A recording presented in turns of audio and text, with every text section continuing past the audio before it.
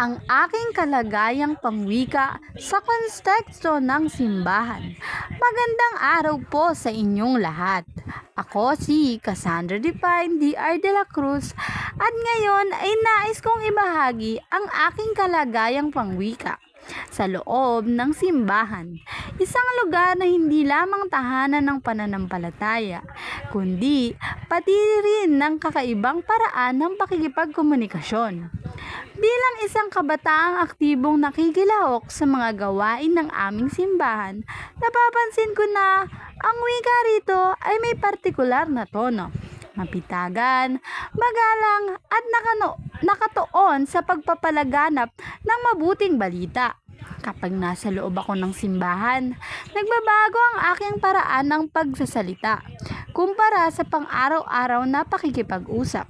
Sa mga misa o pagtitipon, maririnig ang mga salitang tulad ng kapayapaan, pagpapala, pananampalataya, pag-asa, pagliligtas at pagpapatawad. Ang mga ito ay bahagi ng espesyal na rehistrong pangrelihiyon na hindi ko karaniwang ginagamit sa literal na usapan sa paaralan o sa bahay. Dito ko nakikita kung paano may sariling variety ng wika ang simbahan, mapagkalinga, marahan at puno ng kahulugan. Kapag kinakausap ko ang aming pari, ministro o mga nakakatanda sa simbahan, mas nagiging formal at magalang ang aking pananalita. Gumagamit ako ng buong pangungusap, maingat na tono at palaging may pagsunod sa tradisyon ng paggalang. Halimbawa, magandang araw po sister, may maitutulong po ba ako sa paghahanda para sa misa?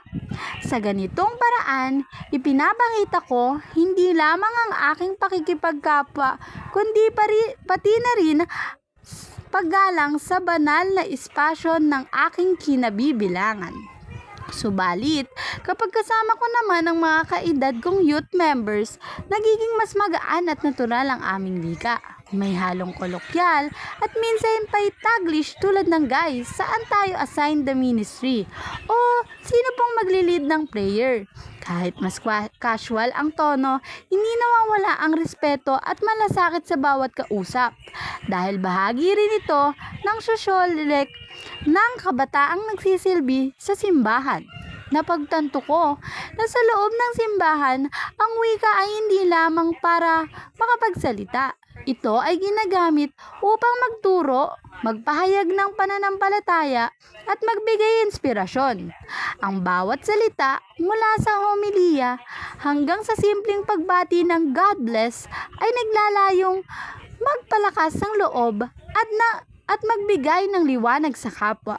Ang layunin ng tekstong ito ay magpabatid, ipakita kung paano ang wika sa simbahan ay may natatanging papel sa paghubog ng aking pagkatao. Sa tuwing nagsasalita ako rito, nararamdaman ko ang layuning maglingkod, magbahagi at makiisa. Ang aking kalagayang pangwika sa simbahan ay salamin ng aking pananampalataya. Malumanay, mapitagan, ngunit tunay at habang patuloy akong lumalago bilang isang mananampalataya, naniniwala akong lalong muhusay at lalalim ang aking paggamit ng wika. Wika na nagdadala ng pag-asa, pagkalinga at pagmamahal. Maraming salamat po at pagpalain nawa tayong lahat.